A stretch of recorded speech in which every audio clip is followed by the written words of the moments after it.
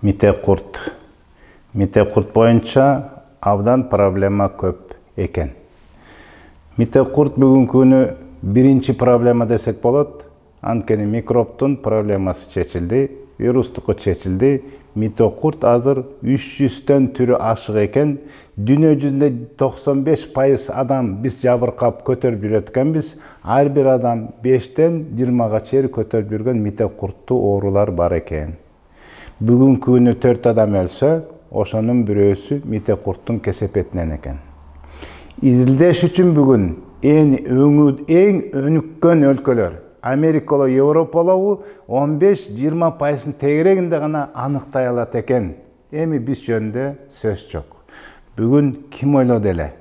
Мисалы, аялдардын хайысынын келишисин бузулушу, анын миома, мастопатия, бул женский оорулардын пайда болушунун ушу митек курттан экенин ким ойлоду эле? Бул далил.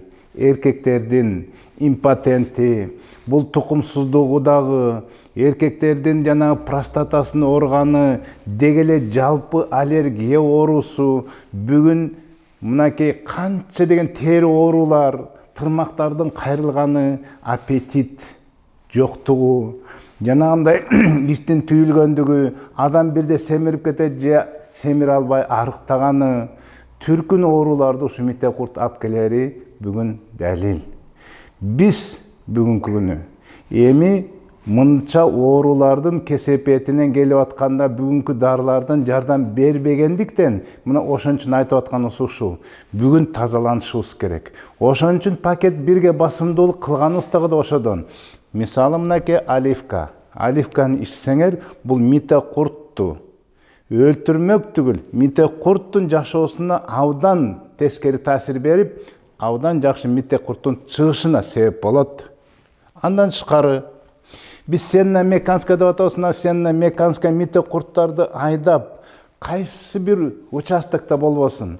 Бул бүгүнкү күнү керек болсо митек курт мээге чейин чачырап кеткен. Теринин алдына боор, жүрөк, мына каптап жаткан митек курттарды өзгөчө ашказан ичегилерде айдап чыгып, мунун курамындагы жанагы гликозиттер бар, антрогликозиттер, алкалоид деген бар, алкалоид жана митек курттарга каршы күрөшкөн мынакей митек курттарды кууп чыкканга мүмкүнчүлүгү болгон сенна меканскаяны дагы биз сунуштап атабыз. Бул пакет один бирдин ичиндегиси. Андан тышкары лямбилеге окшогон митек курттардын личинкалары тетиги бир клетканын деңгээлинде жатып калып, чыкпай калган себеби боло турган болсо, бул антибактерия же митек куртка каршы ошол клеточный уровеньде ошол личинкаларын өлтүргөнгө чейин даяр. Абдан сонун тазалайт. Андан тышкары дегеле бардык нерселерге жетпей жаткан витамин иммунитетти көтөрүш үчүн мынакей митек курттарында чыгышына, өлүшүнө себеп болуш, тиминди дагы кошуп туруп, мынакей пакет бирди сөзсүз биз кайсы оору болбосун, жана айтып аткан көптөгөн симптомдордун белгиси болуп аткан себебинен дагы мына сакайып кеткендери ушул себептен да деп эсептейбиз. Анткени изилденбеген нерсени биз ушундай чара көрөбүз, зыянсыз чара көрүү болуп эсептелет. Андан тышкары бендекс деген бар. Муну биз кез-кез учурларда өтө дайым эмес, кез-кез учурларда карап көрүп, кимге мукташтык болсо 20 күндөн кийин мыналарды ичип туруп митек курт барды даяр болуп калган кезде альбендазол составында барды, муну дагы этияттап, химиялык бул зыяндыгын баарын билебиз.